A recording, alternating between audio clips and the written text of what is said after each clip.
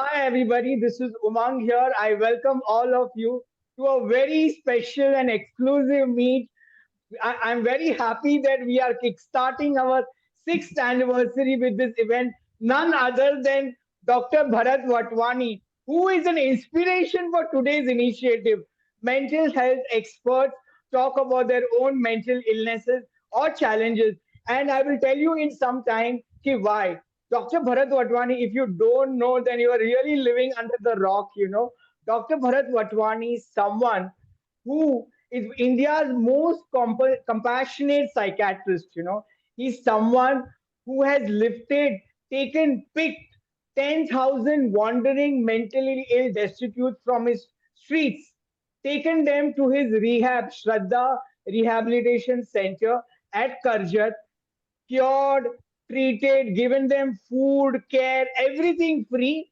Then, when they are cured, they dig out, okay, where do you stay, where have you come from? They take that details and then unite those people to that family. Okay, and he's done that for 10,000 people for the last 35 years. For that, he's received Ramanan Magsaysay Award in 2018, which is like a Nobel Prize of Asia. Can you please unmute and welcome Dr. Bharat Vatwani? Thank you, everybody. Welcome, doctor. And Welcome, welcome, doctor. Thank you for your service. before I tell you more about it, and there is a lot more, but I want to share my personal experience. He has been my dad and mom's psychiatrist, and I know him personally. But before that, people who don't know what is Hugging Club, I'll just quickly run down. Hugging Club of India is an initiative to remove stigma around mental illness. We started in 2017 because we lost our friend Vishal Tandon to suicide. He was 40. His career wasn't going anywhere, and he thought talking about his mental illness, people will think he's immature. And that's the reason he took this step.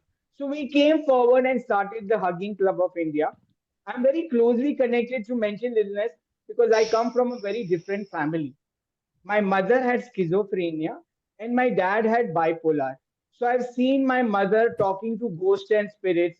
She would call my uncle and say, "Your dead wife is in my kitchen. I'm giving food. Take her." मेरे पापा को जब भी पैसे मिलते थे वो जुए के अड्डे में जाके बैठ जाते थे, 5-10 दिन घर पे नहीं आते थे और मेरी मम्मी रोती थी.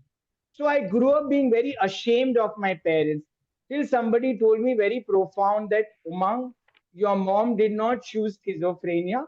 Schizophrenia chose my mom. मेरे पापा बुरे इंसान नहीं है, उन्हें बुरी बीमारी है. And that's how we started. And as I said, the inspiration to start this is Dr. Bharat Vatwani. So I'm so happy. So आप गूगल करेंगे तो बहुत सारी चीज इनको बारे में आपको मालूम पड़ेगी. But I'm going to share what is written is true and more than that.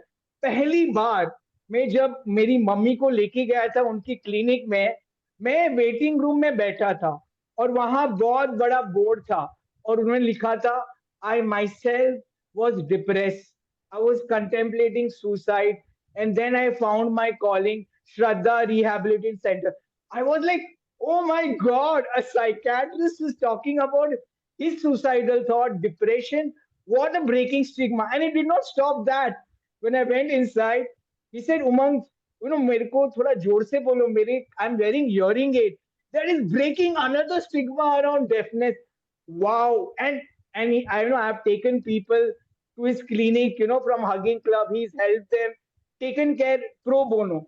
But one of the best things which he's done is amazing.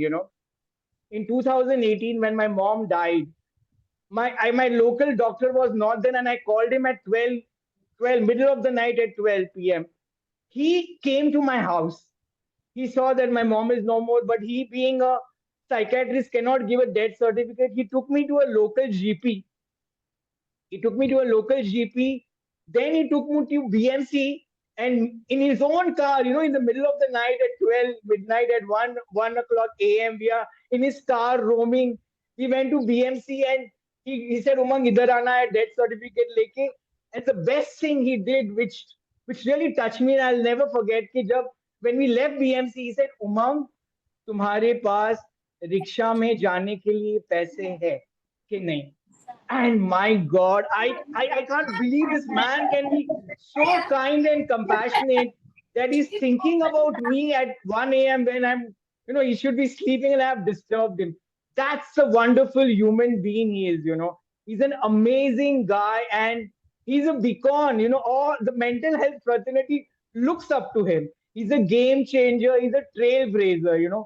I all you want you to give him another round of applause, but someone who has who is breaking the stigma about mental illness. Thank Can you, you thank you, imagine thank you. someone like a psychiatrist openly talking about his suicidal thoughts, talking about his depression, and he's telling us that everybody is human being and we all have brain and it can fall ill.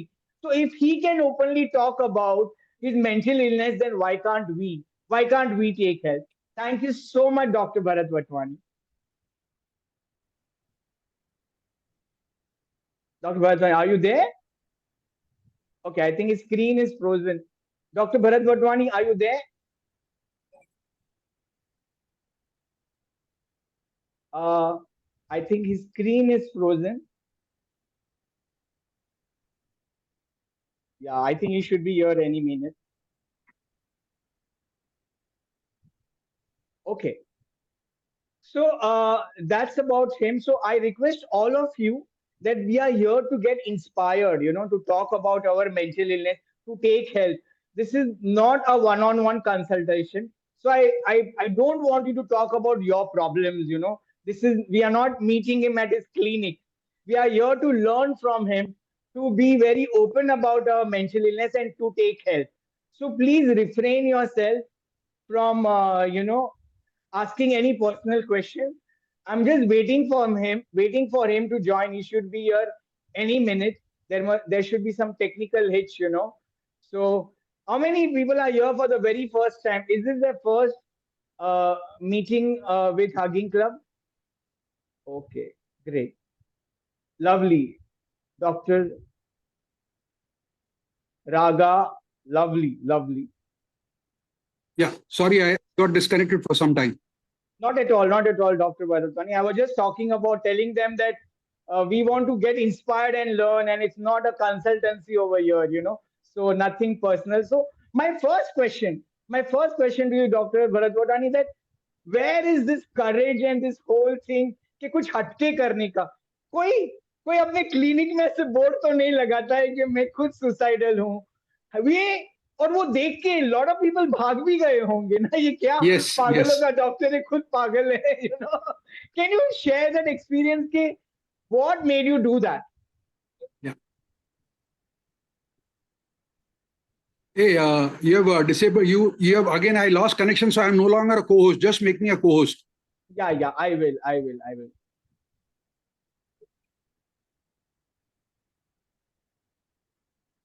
Yeah, go ahead.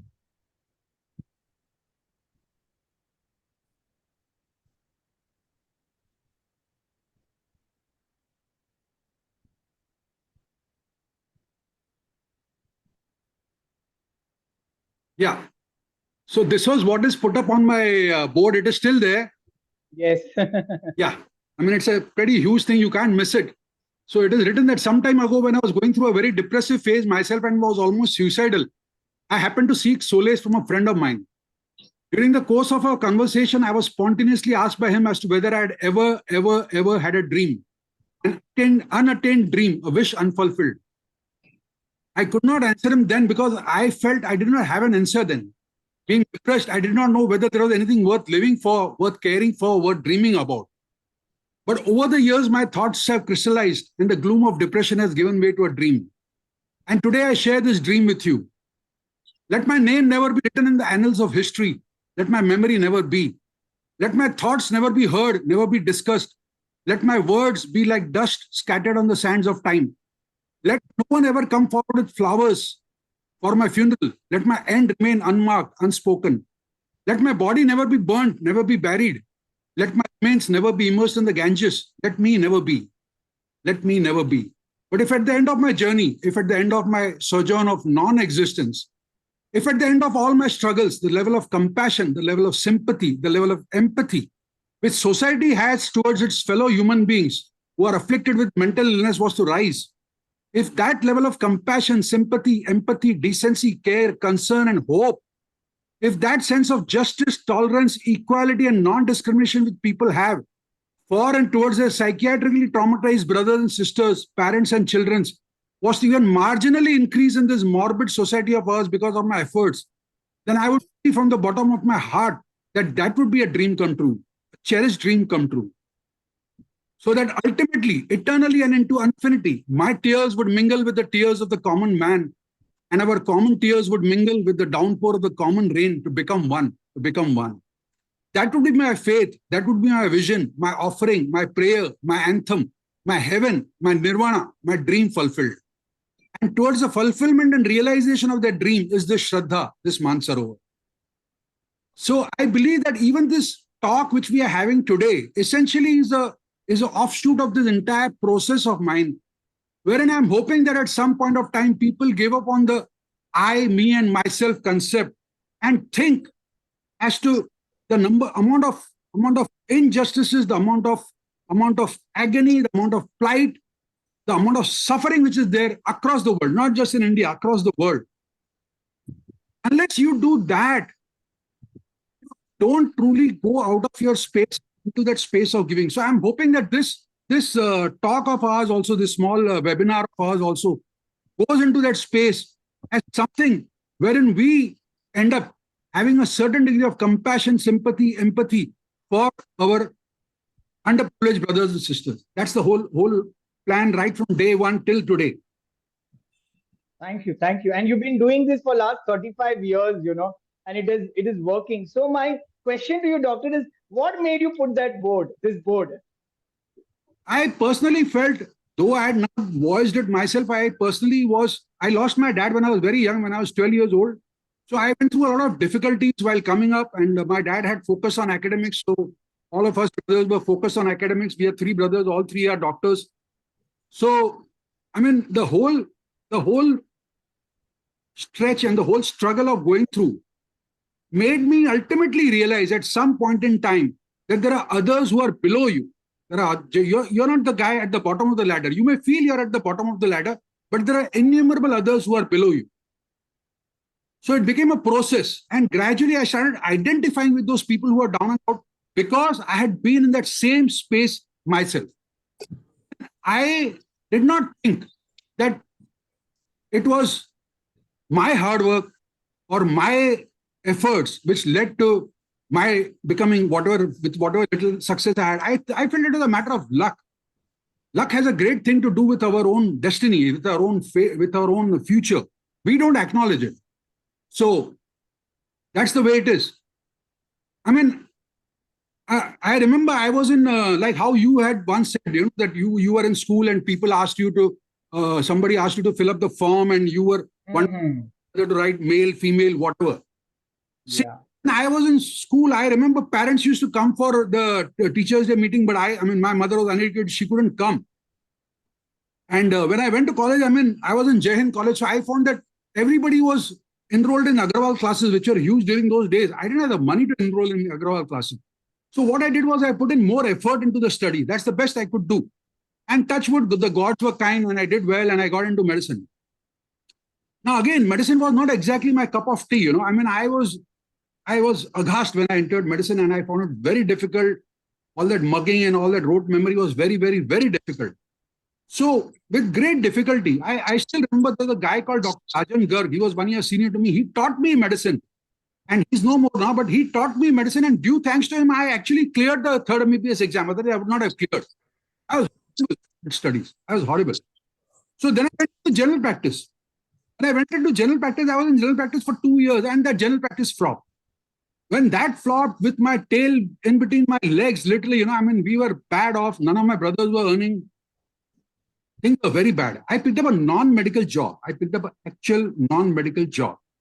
I administrative officer in Institute of Energy Management. While I was doing that non-medical job, one guy, Dr. Ghanshyam Bhimani, who was a psychiatrist and who was my senior, he said, "Look, boss, there's a post vacant in diploma in psychiatry in JJ." So I said, "Look, yaar, I can do it, but I can't lose this non-medical job because it's giving me $1,500, which I need very badly." He said, I'll manage the attendance. And truly, attendance was not particularly required. So I cleared my diploma in psychiatry, part 1, with just 15 days of effort, with just seeing 2 or 3 actual cases, And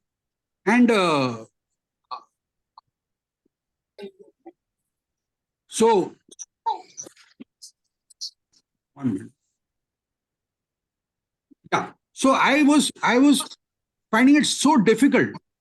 I cleared my diploma in psychiatry, part 1, part 2, and then somebody told me there's a seat vacant in KEM for MD medicine, MD psychiatry.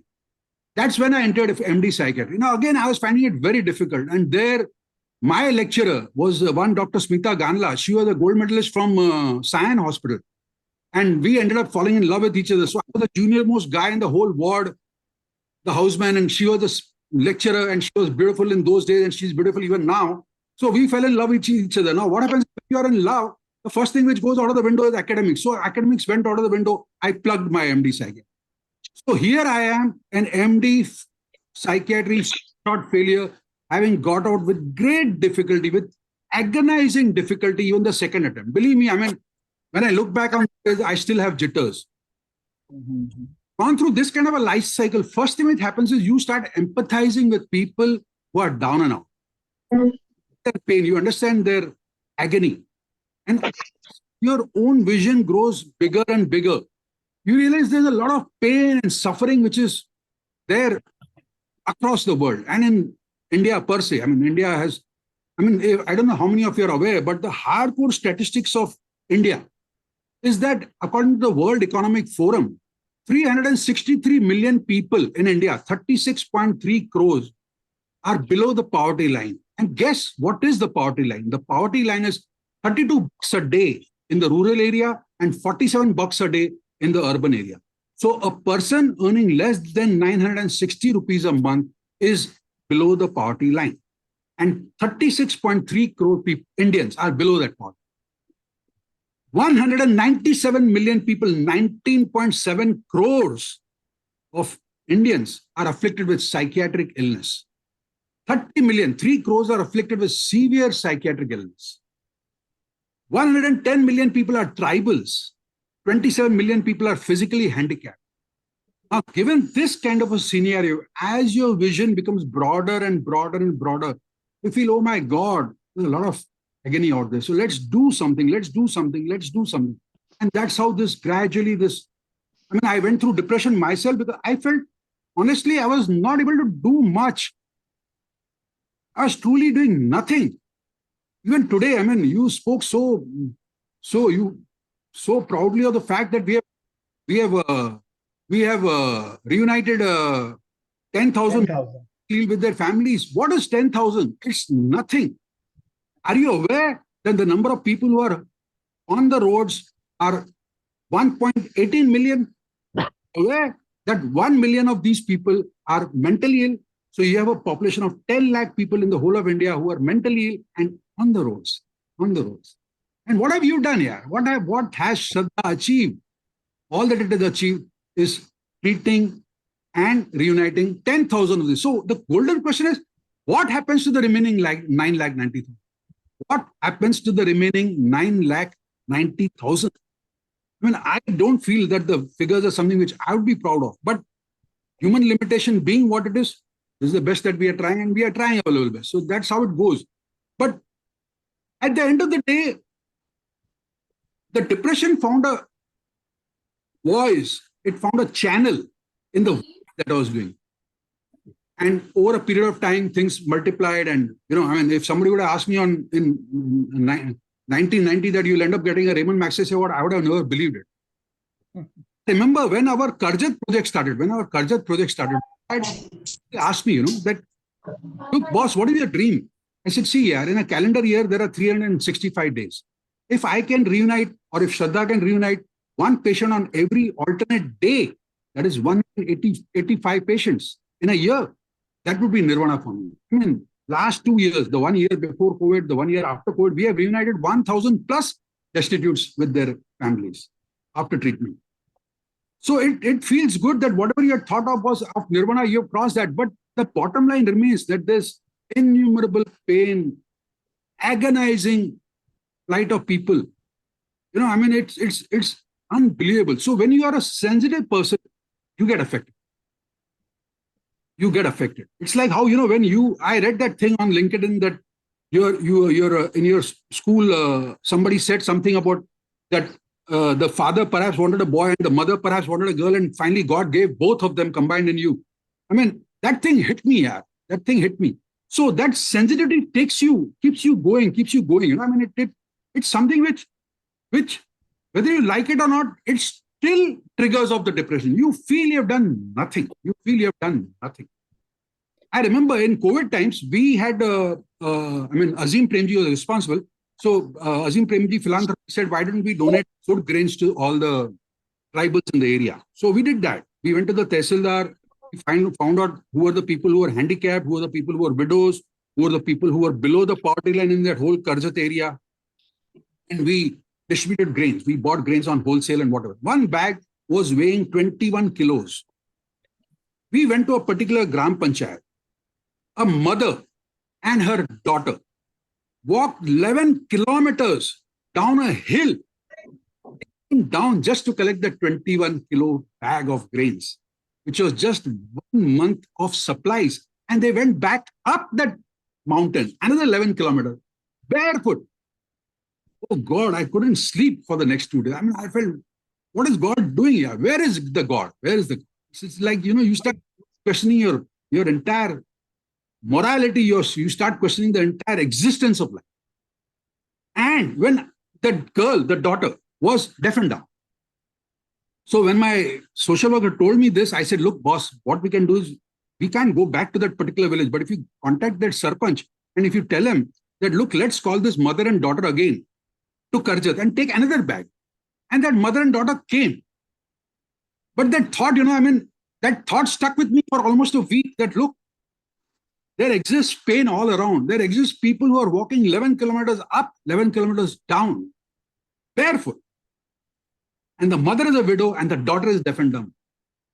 Dr. Bharat, there's so much to learn from you. There's so much compassion and you get affected. And I can see that, you remember my story, and which, I can see that it touches you, all these story. And no wonder, I remember when, we had gone to your Karjat, and on the way you told me that, Umang, I was living in a rented apartment, and then also I adopted a child.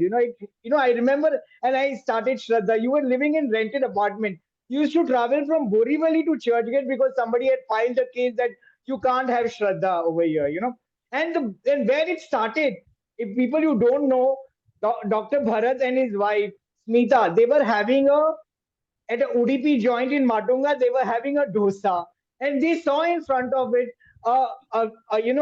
someone, a wandering mental destitute, so bad that he was about to eat his own shit, and they just both got up. They just organically got up, took him in his car, and did. Can you share that, the beginning of Shraddha?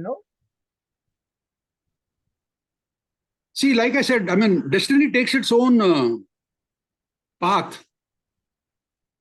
I and my wife were sitting in the restaurant, having our usual vada sambar, whatever. When street, we came across somebody who was mentally ill and a schizophrenic. Now, this guy was actually talking to himself. Believe it or not, at that point of time, we didn't think of doing anything for him.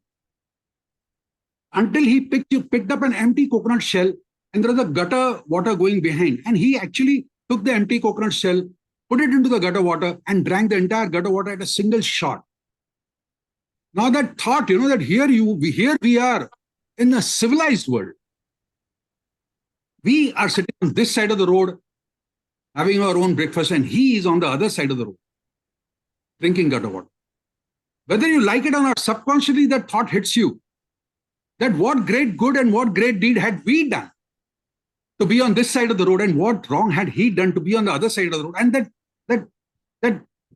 that thought that a man in today's civilized world could end up drinking gutter water, just, pushed both of us towards him, and we asked him whether he would come. And he agreed.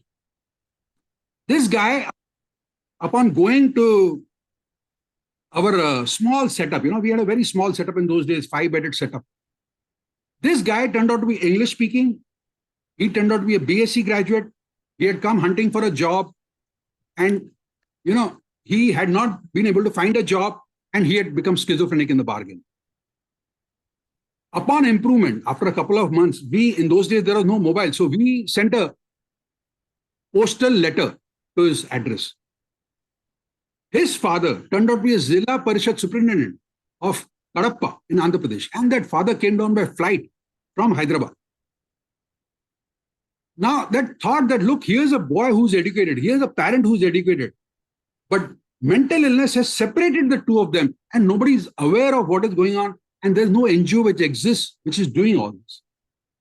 These things, kind of touched both of us and we continue to do that. And then that job satisfaction which you get out of that whole thing, it takes you forward. It takes you forward. In 1993, we had a guy who was a School of Arts lecturer. The JJ School of Arts lecturer was on the rolls. I had a private patient. His son told me, sir, my lecturer is on the rolls. The thought, that, oh God, here's someone who's from the prestigious, elite, famous, renowned. It's like a heritage site here, that JJ School of Arts is on the roads. And we reached out to him. In those days, we were nothing financially, no way, nothing. We could not cope up with any of the expenses, but we took him. It was a harrowing experience. Just the thought that you're seeing a guy in skin and bones condition, who's JJ School of Arts guy. We treated him, he became much better. And over a period of time, because he improved, the good part of it was that his students were very loving towards him and he was very loving towards the student. So the students kept on coming. After he improved, they started to get him his job back. So I went and met the Secretary of Education. We went and met, me, my wife, Dr. Bhimani. We went and met and finally he got a job. When he got a job back, people suggested, why don't you have a fundraising art exhibition? So I said, okay, let's have a fundraising. In my lifetime, I didn't know what art was. I didn't even know that something painted could actually sell. We had a fundraising art exhibition in Jahangir area. 141 artists contributed their paintings. People like Anjalila Menon, Bikash Bhattacharya, innumerable people contributed. Paritosh Sen, Manu Parekh, Madhvi Parekh, great guys contributed. And that thing was a success. Now came the difficult part. With that money, we purchased a small plot of land in Daisa. And we set up a 2 floors building on it. But the residents objected. And they said, no, you cannot have this. We cannot have mentally ill people in our vicinity. What about the young boys and what about the wives? What about all the females? What happens if somebody rapes them? All that kind of thing, It is a traumatic experience. Suddenly you trying to do good for society. And society says, no, we will not have anything to do with these people. They finally went to court. And that's when you go to court all the time and fight the whole case out. In fact, I remember the guy who was our advocate was Anand Grover, who was also involved with the LGBT case. And he stuck with that LGBT case and won it in the Supreme Court after 14 years of struggle. So we were going up and down to Churchgate and back. We were staying at Borivali and they were very difficult. Tiring times. I would say that the entire journey of ours, the most difficult phase has been that phase because you feel all along that, look, society doesn't want you. They actually sent, at one point of time, my wife was there alone and they actually sent an entire bunch of people with that slogan shouting, Gali Gali mein shor hai, Dr. Vatwani chor hai, Shraddha Murdabad and all that. And in the Dhakkam Dukki, my wife was pushed and she fell down. Now, we were at a loss what to do. So finally, Dr. Bhimani knew somebody, one Sanjeev Patel. We went to Jayanti Ben Mehta. Jayanti Ben Mehta rang up, she was an MP at that time. She rang up the police commissioner. The police commissioner rang up the deputy police commissioner. And boy, police commissioner, actual Havalda, 24/7 outside our center. So the NGO was functioning under police protection. The NGO was functioning under police protection. This went on while simultaneously was going on. And every day, believe it or not, the basic this was, let's shut it down. Let's shut it down. Society per se doesn't want you. Let's shut it down. But that thing remains that if you shut it down, if you shut the center down, and if you give in to the people, then for the rest of your life, you cannot ever look at a wandering mentally ill on the streets ever again. You cannot look at him eye to eye because you have let him down. You have let him down. No two ways to it. Irrespective of whatever you do, whatever consolation you may give yourself, whatever, you have let him down. And unless the court was to decide against us, I thought, let's not give up. So we didn't give up. And touch wood, at the end of the day, we won the case. That helped a lot. That helped a lot in our morale. So, Dr. Bharat Vatwani, you did so much for others, traveling from Borivali to this and so much protest and all, because there's so much compassion, for you to help others, as you have gone through your own struggles and you don't want, which is so inspiring for us, because we all feel we are privileged, but we have to do so much for the society, which for 10,000 people, you are God and you are telling that I've not done enough, So hats off to you. Thank you. You are an inspiration.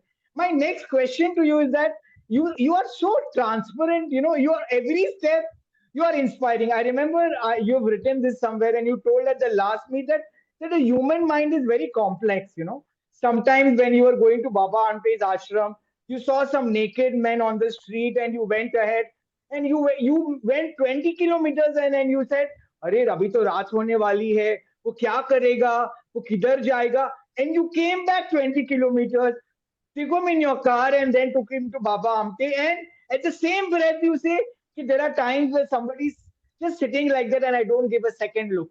Human mind is so complex. What a beautiful thing is. Can you share more about this? Yeah, this was, in terms of personal depression, the worst phase that I went through was somewhere between 2000 and 2004. That thing was there that we are not doing enough. And there was actually no opening because finally at the end of the day, our Daisar center was very small and we had only 20 beds. And I must have written the maximum number of depressive poems in those days. I published a book also, Alone, Isolated and Lonely. When suddenly my social worker who was there, he said, let's go and meet Baba Amte. I was not a hardcore fan of Baba Amte. I had heard about him, but I was not a hardcore fan of something of that kind. And we decided that, okay, chalo, let's go. Now, we were booked to go by train. We were booked. When the teacher who was teaching maths to my children was one Rashmi Surve, she was a Maharashtrian, and she said, I'm a fan of Baba Amte, I have to come with you. So out of pure deference for her, out of pure respect for her, we decided, let's take the car. I had a Tata Sierra in those days. We took the car. We went to Anandvan, saw the place. It was amazing. 2,000 leprosy patients, 300-acre plot of land. It was one of the best things you could ever come across. Inspiring. But Baba Amte was not there. Now, because of the fact that the person was, because of the fact that we had a car, so we decided to go to Himkasa where Prakash Amte stays. Just give me 1 minute, I'll just, this thing.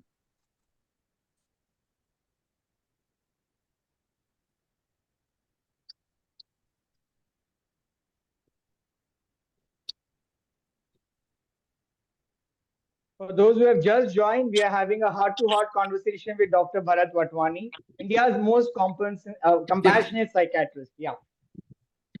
So, we had a car, we decided to go to Prakash Amte's place in Himalkasa. Around 100 kilometers before his place, I came across this guy who was both hands, both legs in chains. It was a macabre sight. I don't know how many of you have been to Prakash Amte's place, going through the dense jungles of Gadchiroli. Unbelievable sight. Nothing before, nothing beyond. Just this one single guy in chains. Now, you are actually 1,000 kilometers away from home. You are literally near Nagpur. So the first thought is don't enter into all this mess, don't enter into a jhamela. And I told my social worker, talk to him. So the social worker spoke to him. And that guy refused to come. He said, no, you're the Maharashtrian. He said, Kasha said you. So I felt to myself, my God, thank God it's over. He said, no, my conscience is clear. 10 kilometers down, the sun was setting and it was becoming dark and, my conscience got the better of me and I said to myself, oh God, what will happen to this guy in the middle of the road, in the jungle, both hands, both legs and cheeks. So I did a U-turn. Now, being a psychiatrist, I could pata him to get into the car. He agreed. When he agreed, both his hands and both his legs were in chains. He had been passing urine and motions in his clothes since God knows when. I had a scissor with me. I cut off all his clothes. I had a chadar with me. I draped it round him. Put him into the car. He was thinking badly. Put the windows down, start rock.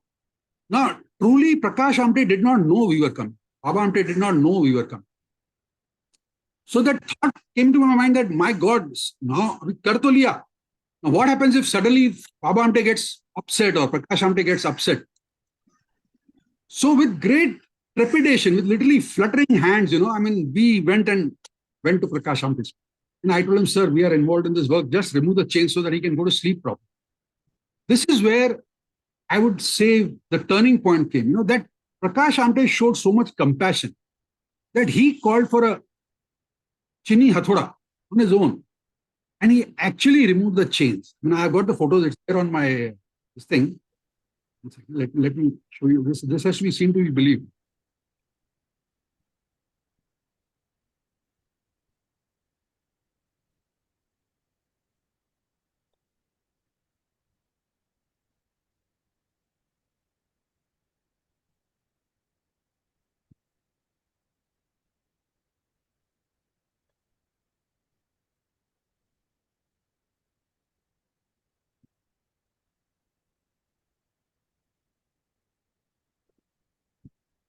Yeah.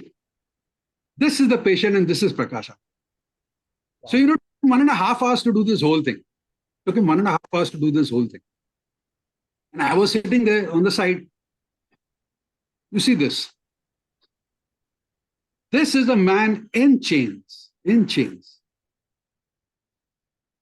Finally, they got a hacksaw to actually saw off those chains. And you see these chains which are lying down. So I was just sitting there. I was too numb to speak a word. And Baba Amte was just lying there on his cot. He also didn't speak a word. So the next day morning, I got up at 4:30. The next day morning, I got up at 4:30 and I went down. And I found Baba Amte was awake and in tears. He was awake and he was in tears. I said, what happened? He said, whole night I could not sleep.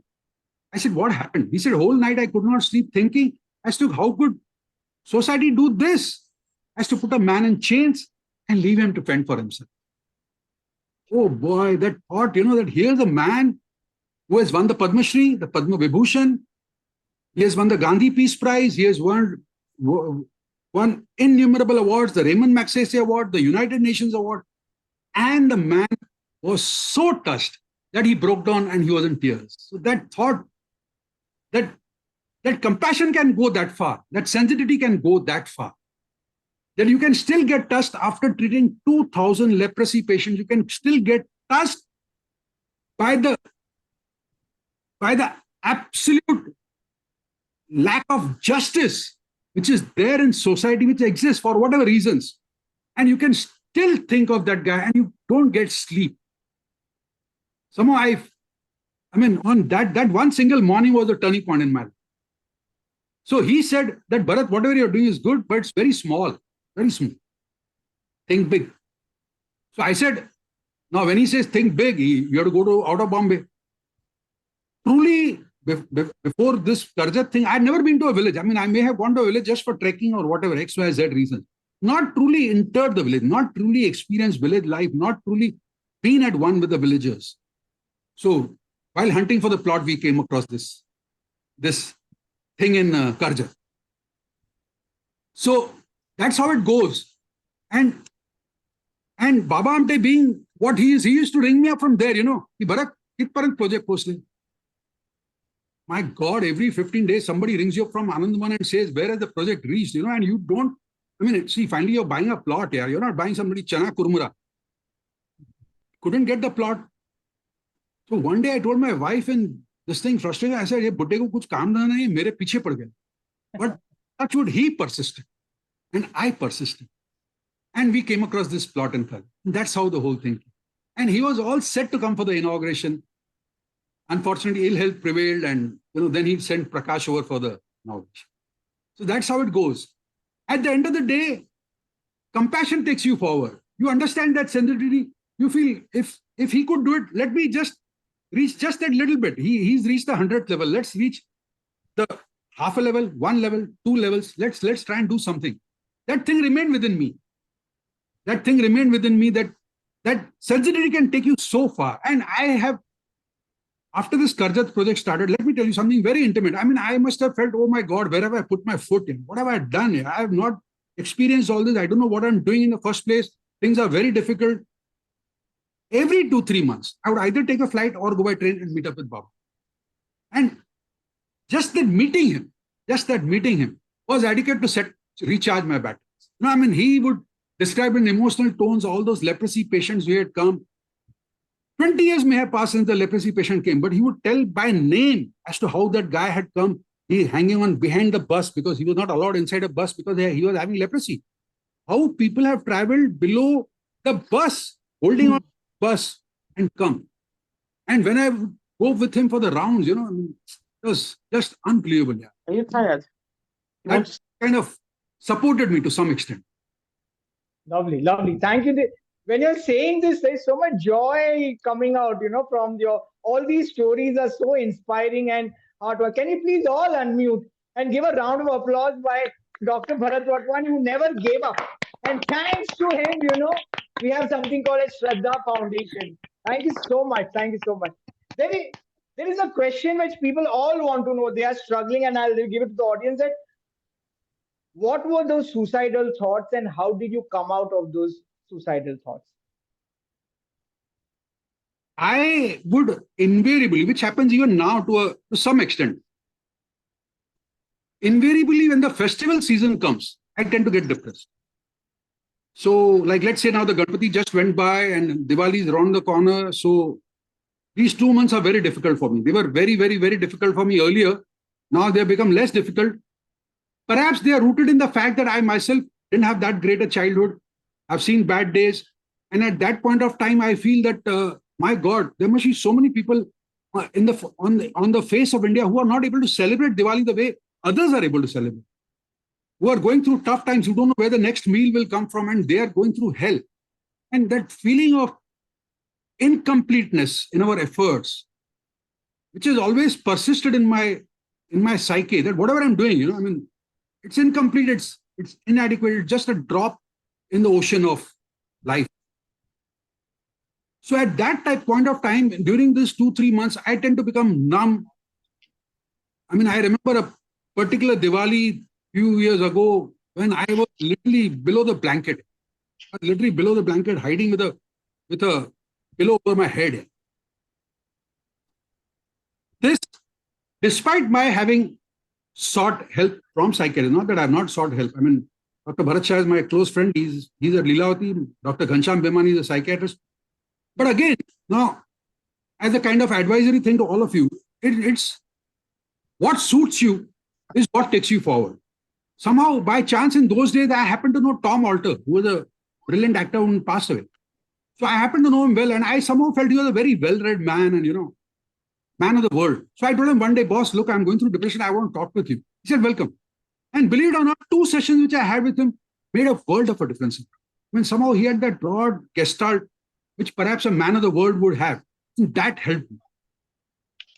And having said that, then I decided to go into the depressive phases of various people, of various personalities. And how did they come out? And you realize that pain and struggle is there in everybody's existence. You know, we believe that we are unlucky when we are going through depression. That is not the truth. There are people who are worse off than us. There are people who are below the ladder. There are people who are not 100 steps below, 1,000 steps below, 2,000 steps below, 10,000 steps. Like I told you about this mother and the child. So you come across, and then your vision starts expanding. Your vision starts expanding.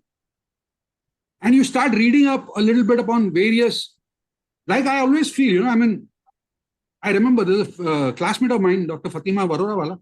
She had written a letter, she's now Dr. Poonawala. She had written a small message for me that, Bharat, we are so proud of you. From an unsung hero, you have become a sung hero after I got the Raymond Magsaysay Award. At that point of time, I felt that, look, there's no such thing like a sung hero or an unsung hero. At the end of the day, there is commitment and there is purpose. There's a guy called P. Sainath. He's written a book on forgotten heroes. These are the people he is, and believe it or not, I don't know any one of them.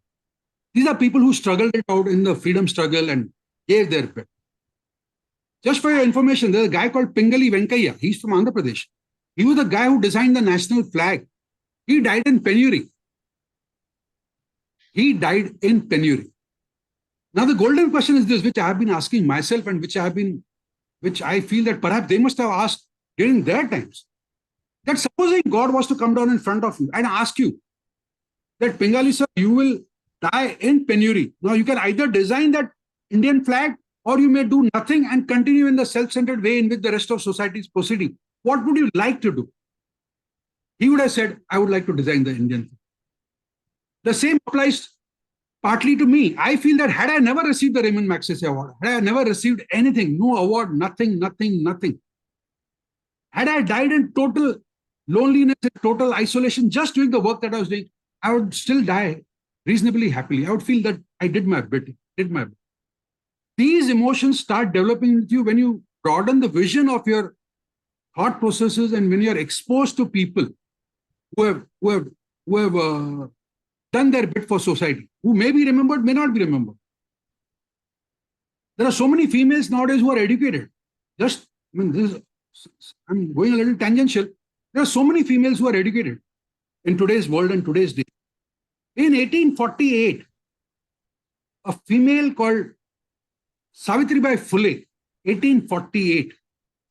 We are in 1923 now, 180 years ago. A female got married to Jyotiba Phule at the age of 9. Jyotiba Phule wanted to do education for women. He started the ball rolling. He sent his wife, he taught his wife, and the wife went ahead and started. She was from the Mali community. People would actually throw cow dung on her, which reminded me badly of that whole thing where people were actually saying, Gali Gali mein shor hai, Dr. Bharat Smitha chor hai, Shraddha Murdabad and all that. It reminded me of those. So I identified with that thing. The husband told her that, look, if people are throwing cow dung, you take an additional sari and go and change in the school. She met another. Finally, just continuing. Savitribai Phule and Jyotiba Phule were both of them thrown out of their house by the parents of Jyotiba. They continued with their work. They met a female called Fatima Sheikh. Savitribai Phule and Fatima Sheikh set up 18 schools for exclusive women between 1848 and 1852 in Maharashtra. And 175 years later, Pune University was renamed as Savitribai Phule Pune University. Now the golden question is this, that was Savitribai Phule doing it because she wanted the Pune University renamed after her? No, she was doing it because she wanted to do good. That's what takes you forward, and that's what kind of gives you the strength to overcome your depressive feelings and your feeling of loneliness, your feeling of incapacity, your feeling of impotence, your feeling of unworthiness, your feeling of being down in the dumps here. I mean, I remember I'm a psychiatrist, so I'm very well aware of what is medicine and what not. I had 20 pills with me and I could have just kind of conked out.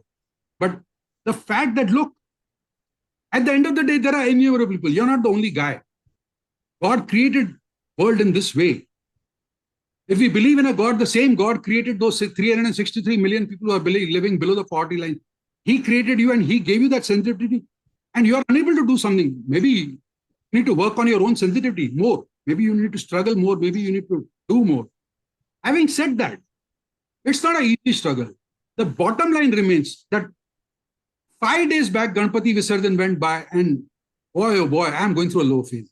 Let's be honest about it. I'm going through a low phase. I just told my wife just 2 days back that I feel like bursting out into tears here. I mean, such is life. So the seed has not totally gone out.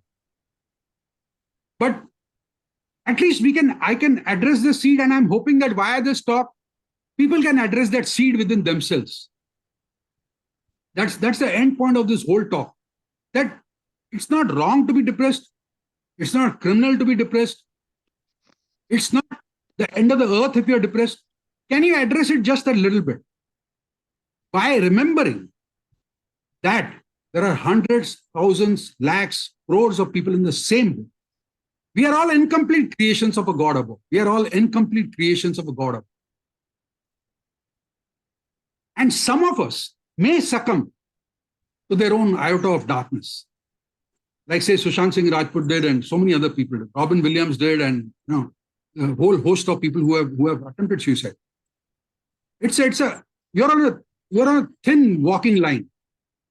You ask me openly and honestly that, doc, do you give a guarantee that you won't commit suicide in the next remaining years of your life? I won't give you that guarantee. I won't. I know myself. I could tilt. Yes. Having said that, I'm trying not to tilt by giving my life direction. That's as frank. Okay, Bharat, this is giving me goosebumps, when you are so openly talking about your vulnerability, when you are openly talking about being in a dark phase, want to give up your life, and you went and took help from Dr. Bharat and Tom Alter. It is giving us goosebumps that what are we waiting for? Why are we not taking help? Why are we so ashamed of? And you are talking about the things which Savitribai Phule and all. You yourself adopted a girl child when your own mother was against it, and you did that many years back. You adopted a child, and that to a girl child, and I remember your wife and your mother had challenges with that, so you yourself have started that, in living in a rented house. You adopted a child and started Shraddha. So you yourself are an inspiration and doing lovely, what do you say, game changer you are. So now people are very looking forward to ask questions. Yeah, Kalindi, go ahead. Yeah, one sec. Just before the question. The bottom line is that I and my wife are on the same wavelength. Okay. So, when we got married, ours is a love story. So when we got married, we had decided that we'll adopt a child. So our first biological child was a girl. We adopted a boy.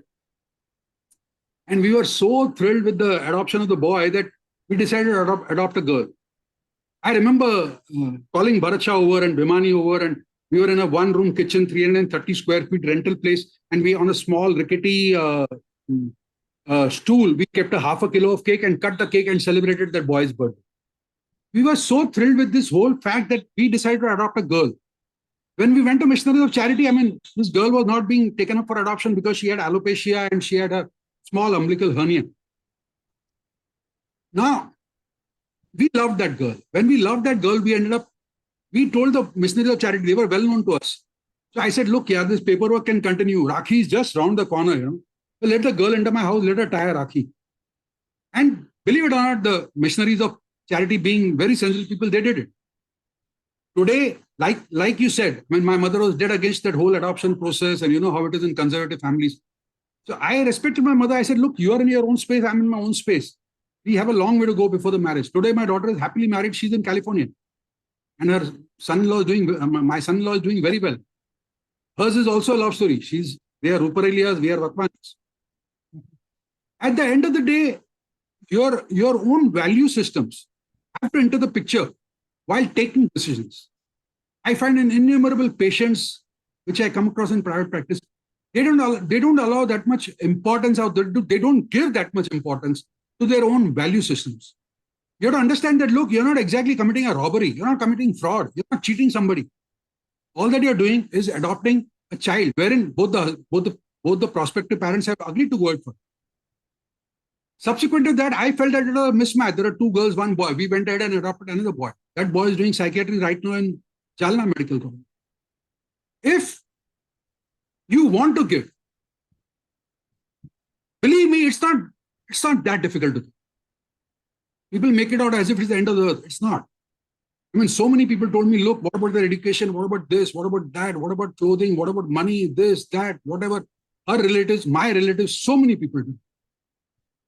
You give because that feeling of giving gives you a sense of completeness. It gives you a sense of joy. It gives you a sense of emotionality. And the children have turned out wonderful.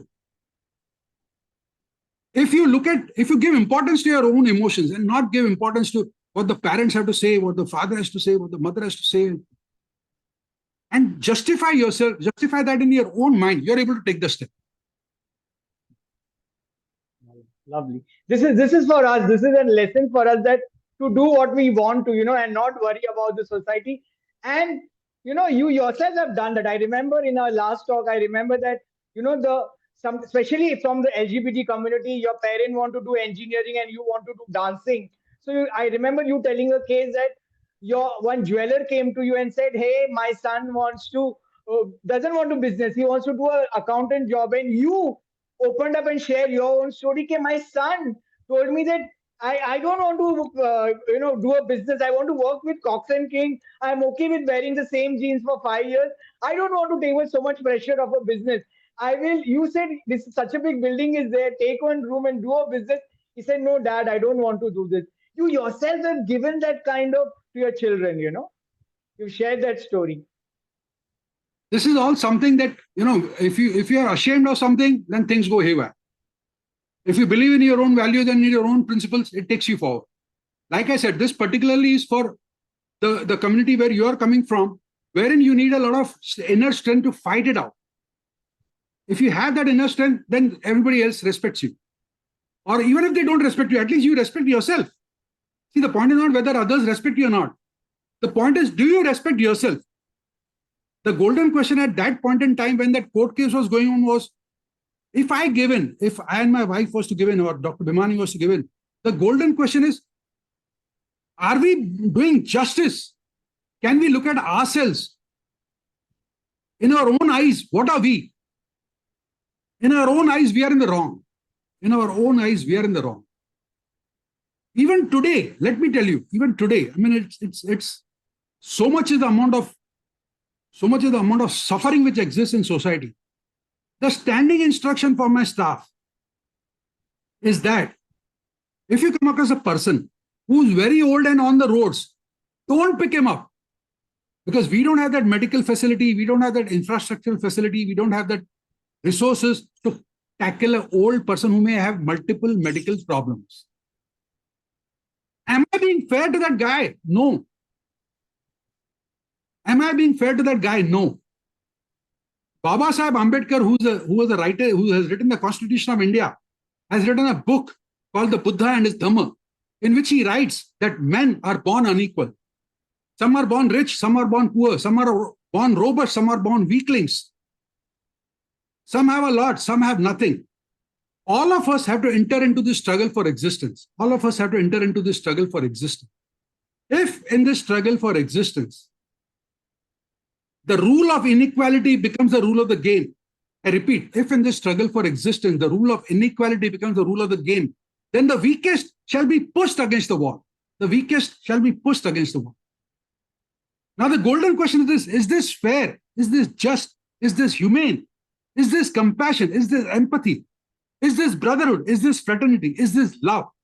And above all, is this what God taught us in all those innumerable scriptures which have been written over generations across the world? I don't think so.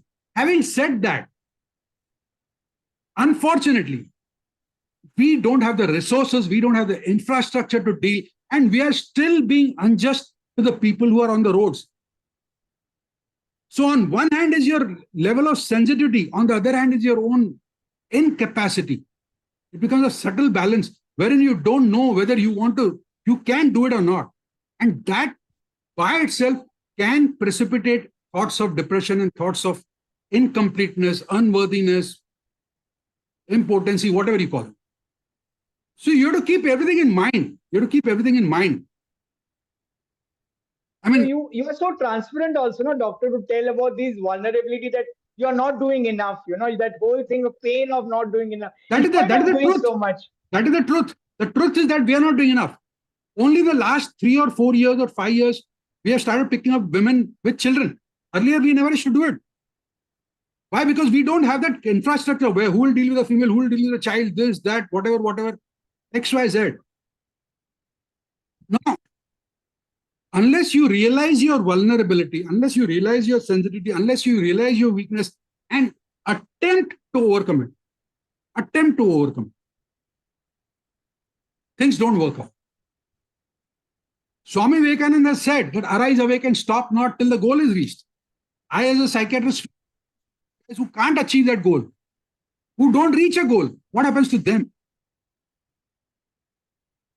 Rudyard Kipling has written a poem called If you could meet with success and failure and still come out unscathed, you would still be a man. What happens if you cannot meet success and failure.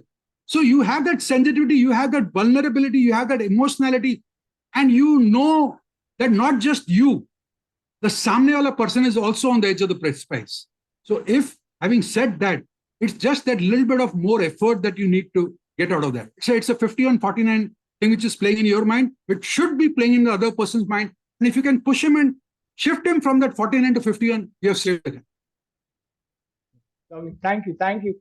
With all this, what really strikes out that you are so grounded, after getting awards and accolades, yet you are so grounded and you feel you're not doing enough, and it's so inspiring for us, even after achieving money, title, and all, to remain grounded like you. Thank you for this live lesson. Thank you. Yes, Kalindi, go ahead with your question. Uh, Hello, sir. Yeah. Actually, really, it's very inspiring and motivating. I just read the article also Umangji had posted, and it's like I was into tears. I will not lie, sir. And when you said about your this, you tried to. I mean, when we came to know that you tried suicide, so I will just share that even I went through that experience. I tried 3 or 4 times my suicide attempt because I'll be very quick to tell that I had 32 plus physical abuse alcoholic husband. And I have 2 sons, 30 and 26. They are also social drinkers. And I was into depression. And I came out of it. And Umangji, I tell my Santa Claus, like as he says, you are the mentor. That way, my mentor is Umangji. And he brought me out of it. And today, really, even I am following the HCA rules that I don't feel ashamed to tell that I'm meeting a psychiatrist and I'm taking medicines and I am having my therapy sessions and I have come out of it. But this suicidal attempt I had done, I had gone through that 3 or 4 times. But today I feel very bad that why did I do that attempt? Since now I have got that awareness and that self love and self care, Umangi has taught me. I always remember him as I have made him my anchor. And so you are so motivational. Now I came to know that, I mean, like, means you are the guru, and via Umanji, I can means feel those feelings. And See, also, I it's would like- like to it's like this, What is there to feel ashamed of? What is there to feel scared about? What is there to hide? yeah, The bottom line, if we assume that there exists a God who created all of us, and I, for one, if we assume, first of all, we all have different fingerprints. How many of us are complete? Let me tell you, barring apostles of religion like, say, Guru Nanak or Mahavir Jain or Gautam Buddha or Prophet Muhammad or Rama or Krishna, how many of us are complete? We are not complete. All of us have shades of gray. That is the truth. Now the question is the degree of shades. If we look at the degree of shades and just one, identify with the fact that, look, the other guy has also got gray. I'm not the only guy having gray. I'm not the only guy. Kalindi has also gone through depression. Hundreds, thousands, lakhs of people have also gone through depression. 197 million people in India are having mental illness. India happens to be, according to WHO, the most depressed country in the world. yeah, If innumerable people through depression, it is because of the fact of a commonality of suffering, of a commonality of being underprivileged, of a commonality of having gone through traumatic circumstances. yeah, When you look at all this, you realize that nobody is complete.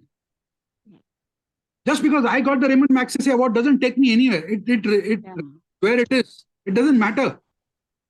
The bottom line is that everybody is incomplete. And I mean, none of us are going to reach that level of enlightenment like the Buddha. They are the rare, those are the rare people, they did it. They achieved it. We are only attempting to follow that path. So, and maybe complete, maybe incomplete. Yours may be more than mine may be more than somebody else's. But at the end of the day, everybody's is incomplete. yeah. Said that, there's nothing to be ashamed. Yeah.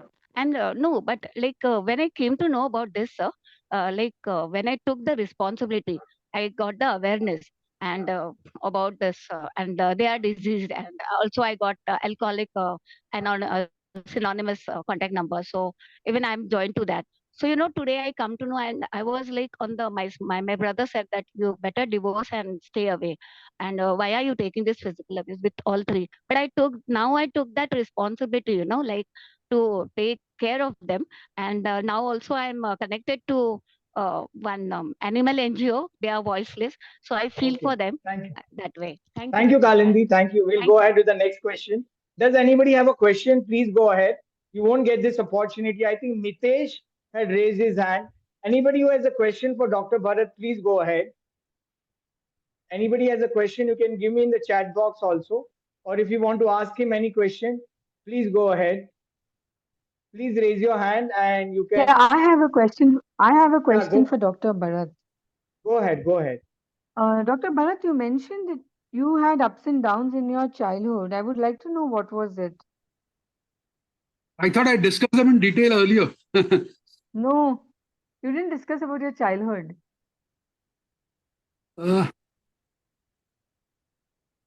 let's move on to the next question. I mean, I don't think that this would serve Sorry. Okay, particular. okay. No worries. We'll take it later if there is a time. Okay. Okay. Yeah, No, I yeah. just Yeah. thought it would be an inspiration. It would be an inspiration to people now of hearing what you went through your childhood ups and downs. That could be an inspiration to people. See, it's like this. Like I said, I lost my dad when I was young. So we were, I mean, my mother was a housekeeper. So we had trouble making ends meet. We had in those days, we had a record circulating library. We had a book circulating library. I used to carry the photos of Devanand and Rajesh Khanna in my bag and sell them to my classmates and everything for 25 paisa and 10 paisa and whatnot. My mother being old, she would often end up cooking meals, and we had the same meal in the evening also and all that. I would end up going to the chakki and pisawing that atta just to try and save that money for the auto or whatever was there. In the college days, of course, it was very difficult. I didn't ever look at a girl because I didn't want to line maro a girl, because I knew if I had to line maro, I had to take her for a coffee somewhere, and I didn't have the money for coffee. So I would keep my eyes down and walk straight and go to the classroom and come back. But as I said, as things grow within you, you realize that you're not the only guy. The most important takeaway which I have learned from life per se, and which I hope that all the listeners will take away also, is that you may believe that you're in the have-nots. You may believe that you're in the have-nots. But there are hundreds, thousands, lakhs, millions of people who are even much, much, much, much, much worse off. If you look at the fact that there are 363 million people below the poverty line, what great good and what great right and what great deeds had we done to be on this side of the road? Today we are sitting and talking with each other on mobiles and on Zoom, this thing. There are hundreds, thousands who don't have an Android phone in the first place. What wrong, what evil, what bad deeds had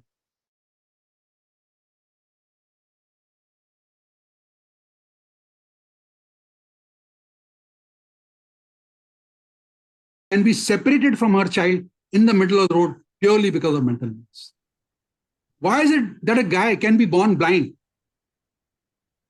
Why is it that a guy can be born deaf and dumb?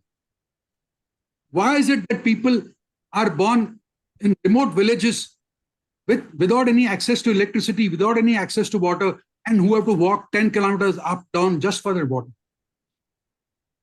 Innumerable questions remain unanswered. Innumerable questions remain unanswered. But they definitely help you in understanding that though you may feel that you're in the have-nots, you're truly not in that position. I remember there's a guy who was doing his IIT Bombay, and he came to me for consultation in private. So I asked him, what are you depressed about? He said, look, I'm suicidal. I said, why? He said that all the people above me, all the people in the same batch are doing much, much better than me. I'm finding it difficult. So I took time to explain to him that, look, boss, 6 lakh people appear for the IIT JEE exam. 6,000 people get in. You got the center of your choice. You got the subject of your choice. Just that 9 more people who are there in that same subject, in that same branch, are ahead of you. So you're 10th in a category of 6 lakhs. If you're still unhappy, well, it's a wrong take which you have. It's a wrong assumption that you. Touchwood, he had the maturity to understand that, look, I'm in the wrong. Not many have that maturity. Sometimes people don't have that maturity and still want more. They have that thing, that plate mein paneer hai, malai hai, shrikhand hai. But that last bit of achar is missing. So you want that achar. Then you pine for that achar and you go on thinking, obsessed with the damn thing. That's not how it works. That's not how you get out of your frog in the pond syndrome. You get out of it by looking at others. Life is around you. You are living in a metro. You go and see somewhere. You go to Alghar, you go to Jawar, you go to so many places. There are people who are living in a much worse off condition than you. When will that awakening happen? वो सुबह कभी आएगी. So the point of getting out of that depressive phase often is the reflection of how far can the person broaden his gestalt. Having said that, yes, the medicines have their own role to play, and the innumerable biochemical factors which are identified in depression, and innumerable medicines now available for it. So you can take the right medicine, go to the psychiatrist. If you feel that one counselor is not working, second counselor may work for you. You can't give up. There is a solution. Maybe you have not hunted enough for that solution. Maybe the others around you have not realized that, look, here my relative is depressed. I was just going out of on Wikipedia, somebody from the TV industry, one Sharma gentleman, and he committed suicide, and he was writing notes. And he made a small movie called Cut or something, which was based on depression, on loneliness. So many signals around. Why is it that we don't reach out to the people around us who are depressed? We don't reach out because there is a stigma around. We don't reach out because we don't want to ourselves address that particular thing. We don't reach out because we feel, oh my God, if we address that problem, we are acknowledging that to some extent it exists within ourselves or whatever. Be brave. Be tough. Be strong. When the truth is that you're vulnerable.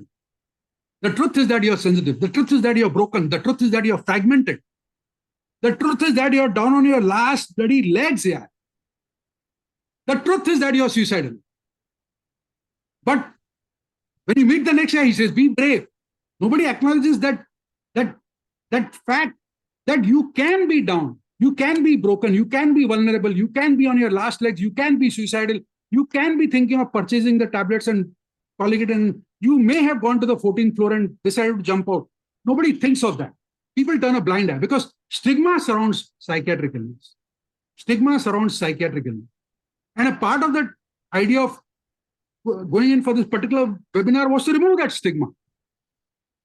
Now there are two ways you can look at it. Like many of my private patients, the moment they see the board, they walk away. They feel, my God, this guy himself is unstable here. Where is the question of getting stability out of this guy? Let's leave this clinic immediately. Now, you can either look at it that way, or you can look at it from a broader picture that, look, it must have helped some people. I have not yet removed the board. I have no intention of removing that board. Unless you remove that stigma of psychiatry, you're unable to help yourself, you're unable to help your near and dear ones, you're unable to help your neighbors, you're unable to help anybody. A guy with whom you're regularly chatting on WhatsApp suddenly stops chatting. What happened to him? Nobody bothers to find out.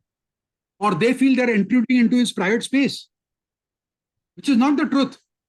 The truth is that he may have, for whatever XYZ reasons, he may have gone through a low phase. He may be wanting to share. Now, I remember just 3 days back, because of COVID, I'd cut down on a lot of counseling.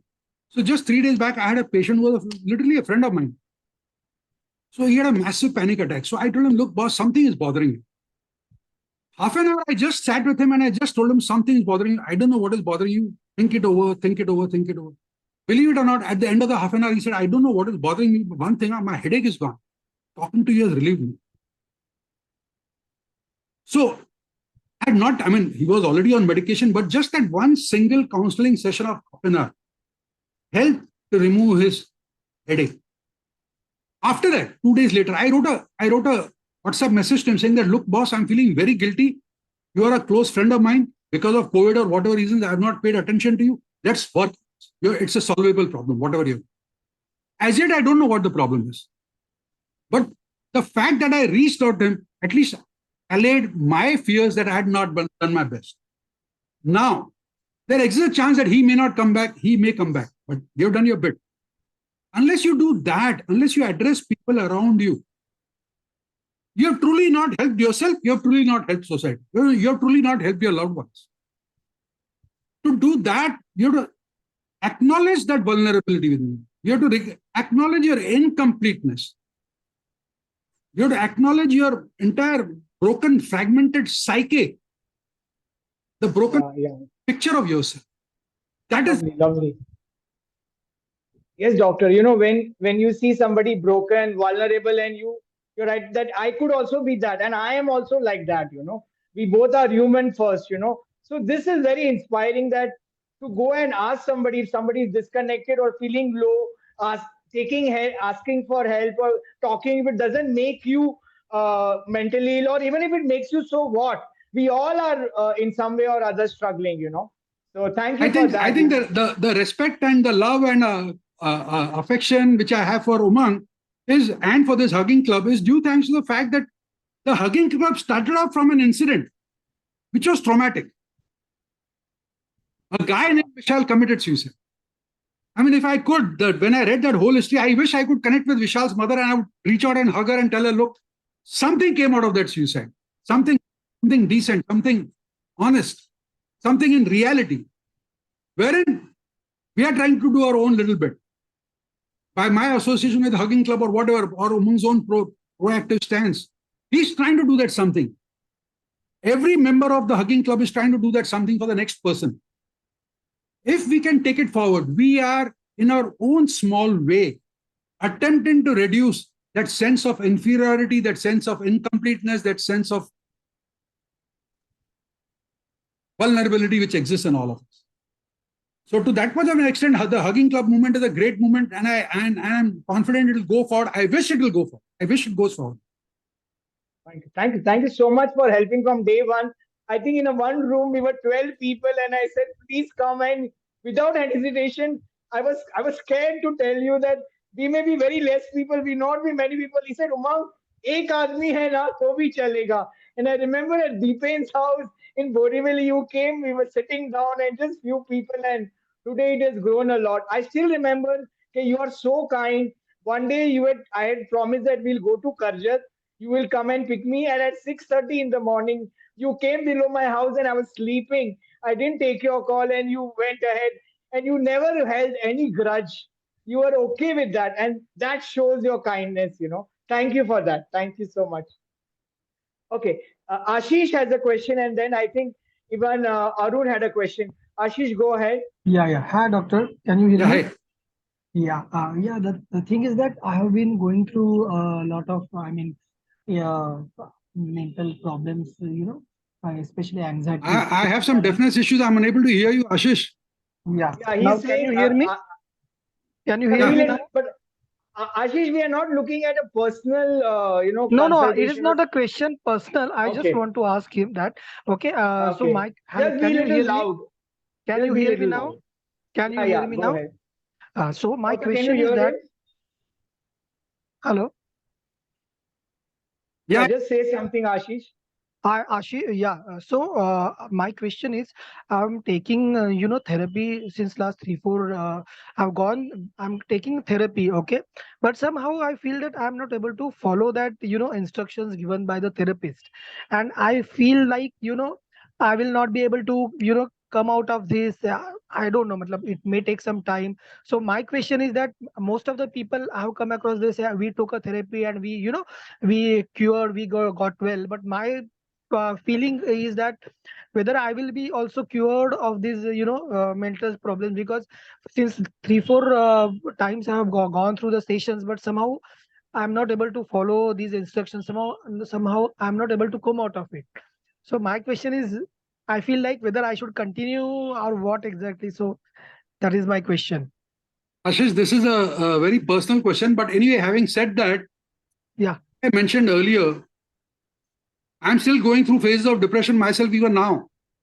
Okay. So it's not necessary that if 10 people were ahead of you and became all right with 3 sessions and whatnot, you should also become all right.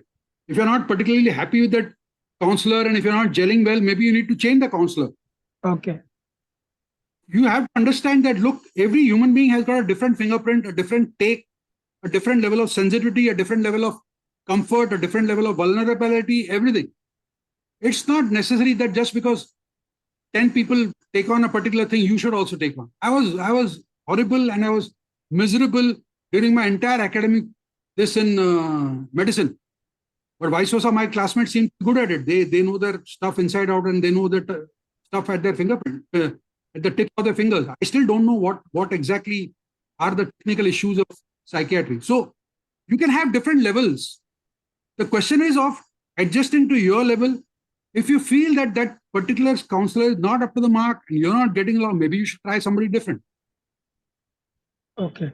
Don't let that thing that you're behind the other people and other people became better with counseling and I have not become, don't let that get to your psyche. Okay. Okay. Okay. Thank you. Someone who has failed an MD psychiatry can reach whatever level I've reached. Anybody else can, yeah? I mean, come on, yeah. You ask me honestly, what is the difference between schizophrenia and bipolar disorder? I don't know it. Honestly, I don't know. Till today, I don't know. Where's the question of knowing it then in the good old days? So, go slow. Don't judge yourself by others. This is a fundamental, the very important point which you have stated, where that 10 others seem to have got better. I have not got better. Don't compare. Your fingerprint is different. Your fingerprint is solo, yours. It's individual. You are an identity by yourself. Okay. Okay. Thank you. Thanks. Thank you. Thank you. That's a lovely thing. You know, when you're openly saying right now at this platform that you also have your days of depression, this is so inspiring for us to open up and talk about our mental health challenges. You know, you have so much courage to say that when you are saying openly that, you know, I have my bad days and depressive days, and we can also share about it. Thank you. Yeah, Kamna, you have a question. Go ahead. I wanted to know since you're treating schizophrenia patients, hello, can you hear me? Yeah, go Just ahead. speak louder. Can the depression lead to schizophrenia? A very technical question, boss. You're talking to a psychiatrist who's not good in academics in the first place, yeah. Just expose my Achilles heel to you. Don't take it. Okay. Yeah. But I mean, anything can lead to anything, yeah. Yes. Same Okay, spectrum. It's a very, very technical question, and a lot of, I mean, the CME psychiatry group would do wonders on it. I keep away from all these talks. The way Okay. is that there exists incompleteness to whatever degree, be it in a schizophrenia, depression, be it in a bipolar, be it whatever. There exist changes in all the illnesses. Can we solve those chemical changes with medicines? Can we solve the chemical changes with counseling? Do we need to go to professional counselors? Like I myself went to Tom Alter and I was very happy with what he had to advise me. Each one of us may have a different take. Yesterday, I met somebody who told me that watching those 3-minute reels of pets playing with their masters helped him to unwind. One may look at it as a very peculiar thing, but I said, yeah, go ahead and keep watching. What unwinds you, what gives you comfort, what gives you happiness is your own state, is your own particular choice. Some people may be thrilled at reading the Hanuman Chalisa. Some people may be thrilled at going into a mosque. Some people may be thrilled at going into a church. Maybe moved by reading on the biography of past freedom fighters, like how I get moved. To each his own cup of solace. To each his own cup of solace. As long as solace occurs, at that point of time, don't compare yourself with the next guy and say, look, that guy did well because of this guy did well because of that, did all that. You're comfortable in a particular situation, you do yoga. I mean, some people get help, some people don't get help. Some people do Vipassana. Some people join the Brahma Kumari course. Good for them if they are getting help. What suits you is your cup of solace. Accept it. There's nothing which says the professionals are right, and there's nothing which says the technical diagnosis is right. There's nothing which says that the diagnostic and statistical of psychiatry part 5 is right or whatever. At the end, how important are the medicines in treating depression? Can the person be cured without medication? I think if the medicine help, why not take it? Why does one have a antipathy towards medicines. People hunt for solutions without medicines. That goes to show that you are still affected by the stigma of psychiatry.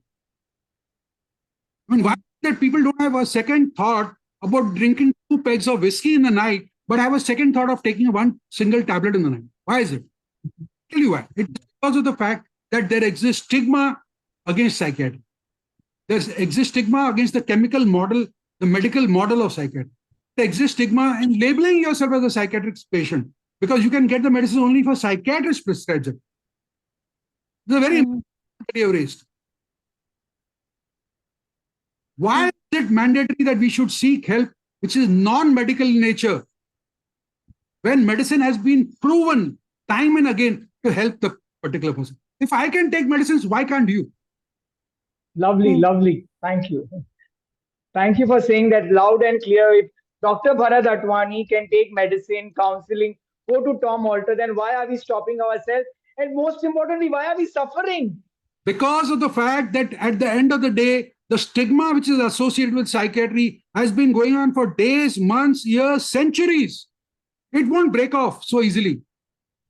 It is only in today's day, 175 years later, that we see the fruits of what Savitribai Phule planted.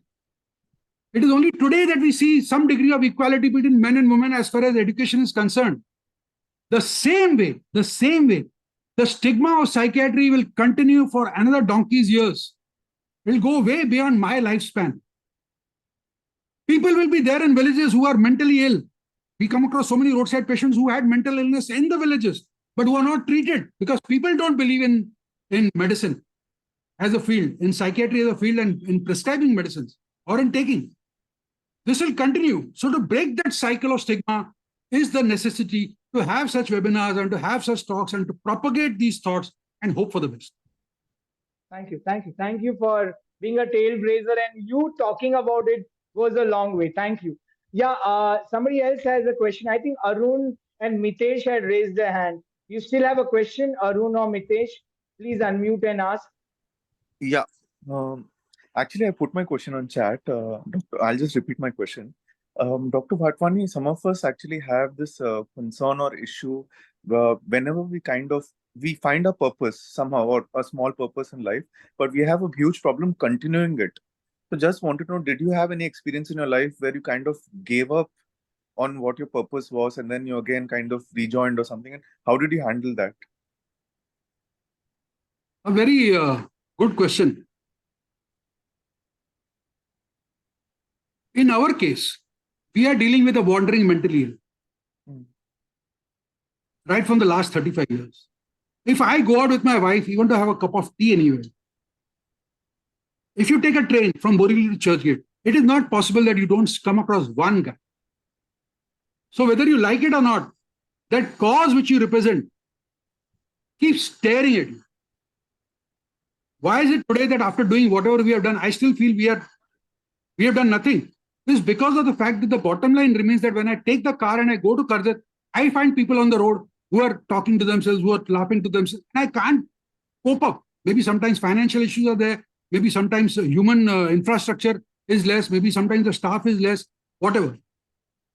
So when the cause keeps on hammering away at you visually, you have to take that as a challenge, and you have to accept the fact that A, you're incomplete, B, perhaps your efforts are also incomplete, and C, whether you could marginally increase those efforts by another 1%. 20 years back, 25 years back, when we started this, I would have never dared touch a female with a child in her arms and who was wandering on the streets. Today, I'm able to do it. Today, I get scared of picking up a guy who's medically unwell, almost dying, maybe mentally ill with multiple wounds, etc., etc. That is today. Maybe 10 years from now, I'll be able to overcome that, and maybe we will pick up people who are down and out. So the entire process of change within myself, the entire struggle is a phase of growth.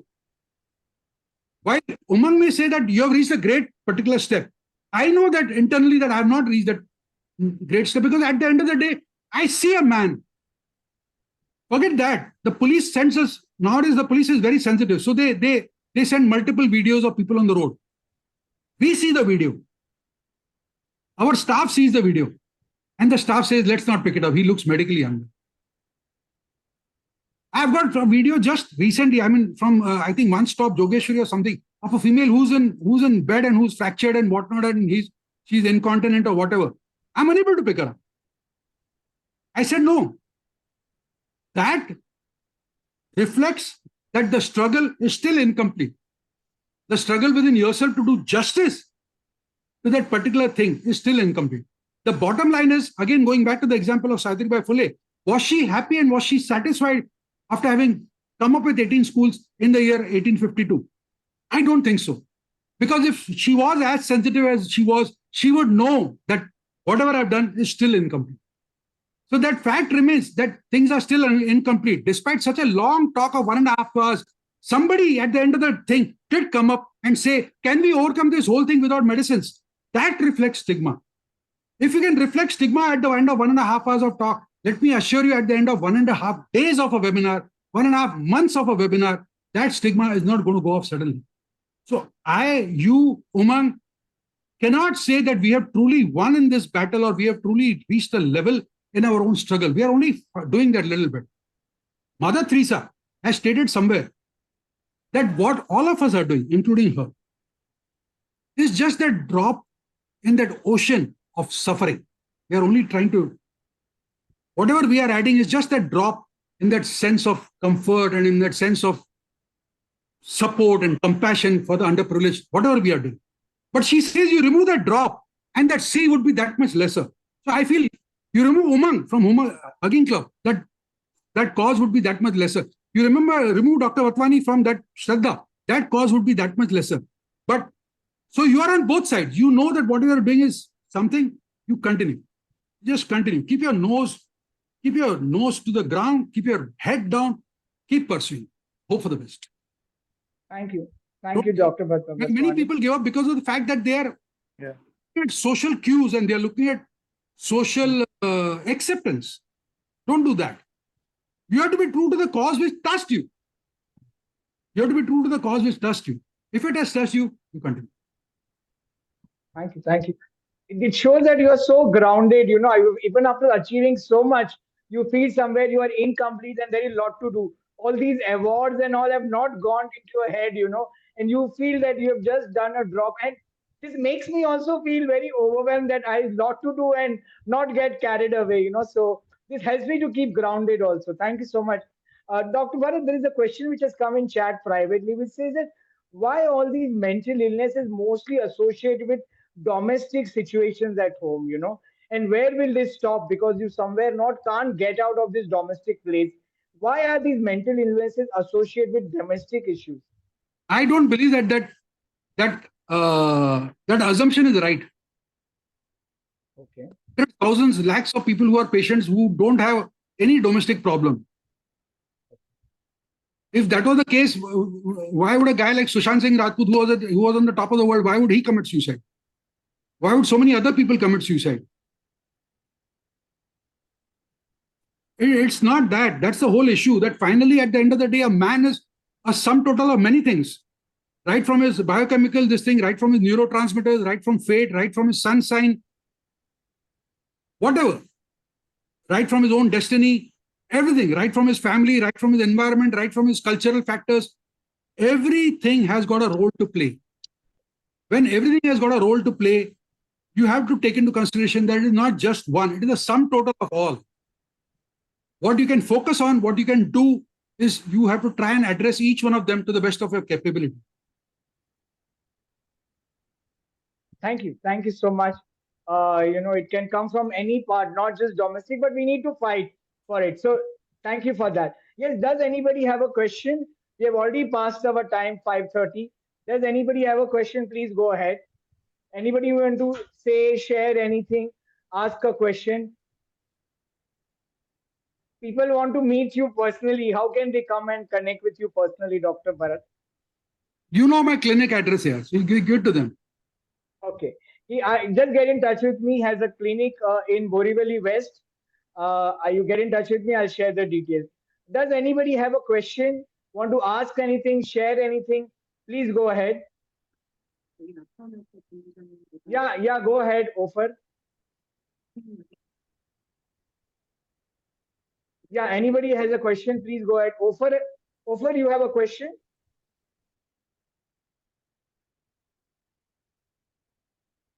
Please raise your hand if you want to ask a question. Okay. So, Umang, just one small go question. Ahead. Hello, sir. Meditation, yoga, pranayam, this and breathing, that is helping a lot. So, is that true? So, I mean, should we continue? Because I found it very helpful. See, everybody has got his own particular fingerprint and own particular biochemical changes. If medicines are helping you, go for it. If yoga is helping you, go for it. If pranayama is helping you, go for it. If vipassana is helping you, go for it. If Brahma Kumari is helping you, go for it. You go for whatever helps you. That is the takeaway of the entire thing. You are a sum total of parts. So we cannot definitely say that this will help and that will not help and this will not help, and that's unfair. So before I end, I mean, I'm just sharing. One second. Yeah. So, I mean, something which had moved me a lot. So I just want to share that, and I'll read out a particular poem which was. One second.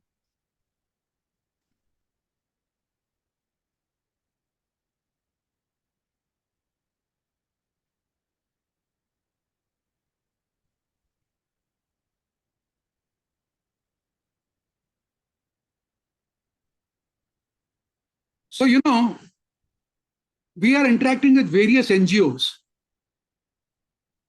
Now, this elderly gentleman, somehow ended up in a particular NGO. Our social worker interacted with him, and there's a small video also behind it. And he wanted to go home. So this gentleman was staying somewhere in Bihar. He was not that medically good as for me to take him directly by train to Bihar. As you can make out, he was very old. So I sent our social worker to Bihar. And sometimes when the person is disappeared from the house from 20, 30 years, you cannot trace out. But this guy, I mean, I don't want to play the video because that would be kind of going against confidentiality. But this guy was desperate to go home, desperate. When I sent the person to Bihar, somehow his location could not be traced.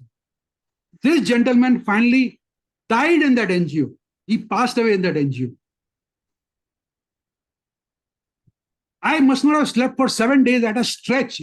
I just couldn't believe that I could not help him. So at that time, I chose to write a poem, which I'm just reading out. And I'm sharing a photograph which my wife had taken, which suited that particular occasion. So it's in Hindi. तनाई की एक रात ही तो थी, बस पल भर में पार हो जाएगी। इसी आगोश में हम कि फिर सवेरा होगा, फिर सूरज खिलेगा। इसी सोच में हम कि हमारे नाम की कहीं सुबह होगी। हम रास्ते किनारे बैठे ख्वाबों को बुनते रहे। That man in the NGO was persistent with his dreams. हफ्ते बीते, महीने बीते, सालों साल बीते, अरसे निकल गए, सदियां बीत गई, पर वो रात न कटी जिस रात के पार हो जाने के लिए हम रास्ते किनारे बैठे ख्वाब बुनते रहे। और तनाई हमें डसती रही, सिसकियां लेते लेते, रास्ते किनारे तनाई हमें डसती रही। And the man died. He passed away. That is the tragedy of life. Then again, this is it depicts so much loneliness, it depicts so much emotional pathos, suffering. Single bird on an isolated landscape. Such is life. Again, I came across another guy. This guy was from West Bengal, Murshidabad. So I was hell-bent. It became like एक इंसान की जान एक तोते में अटकी हुई है. I said, whatever happened, that earlier guy I've lost, we must save this guy. Touchwood, our social workers responded to that occasion, and he was reunited with his family in Murshidabad, in West Bengal. Oh boy, that was something redeeming for me. I felt, chalo theek hai yaar, kuch to hua. So that struggle which somebody said, that will you from where do you get this to continue? Because the next opportunity presents itself. The next opportunity presents. So it's one opportunity after second after third after fourth. Maybe you use 2 of them. There's another opportunity around the corner. Go for that. Maybe you will still get your piece of sunshine and get you a bit of nirvana. Thank you. Thank you. Thank you, Dr. Bharat. It shows that you are such a sensitive man, who gets affected after helping so many people, 10,000 people, even one person you can't live, it affects you. You are so sensitive. It shows that you are such a kind human being. And even today, you will get depressed if you are not able to help. And so grounded that you feel you're not doing enough. Thank you so much. There are people writing in the chat room, wish there were more Dr. Bharat Vatwanis in the world, more Shraddhas in the world. Thank you so much. Can we please all unmute and give a round of applause for Dr. Bharat Vatwani? Thank you. Thank you. Thank you so much. Thank you. Dr. Bharat Vatwani, some of the things which really stood with me is that when you have said that when you are down, when you are depressed, try to understand that there are so many people, millions of people worse than you are. Think about that. Try to come out, and if you cannot come out by just therapy, thought, take medicine. There is no shame in taking medicine. Like you are openly saying that I took medicine. I took therapy. I went to Dr. Bharat Shah. I went to Top Altar. Today I also get depressed. So there is no shame if you get depressed or your family member is depressed. We all are going through some problem. So it's completely fine, And the way you talked about, okay, we need to get out of it. Whatever is it, we need to get out. You can't stay there, but the time is different because the blueprints are different. If somebody is gone out of 3 months or 3 visits, it may take you 10 visits. So what? We all are different, And what is heartening to see that the kind of passion you have, to get affected by one single person who's you can't help is amazing. Thank you so much for coming into my life and being my role model and doing something. Thank you for putting that board in your clinic, which has led to Hugging Club. Thank you so much. God bless all of you. Thank you. Thank you. Thank you. Bye. Thank you. Thank you, Dr. Bharat.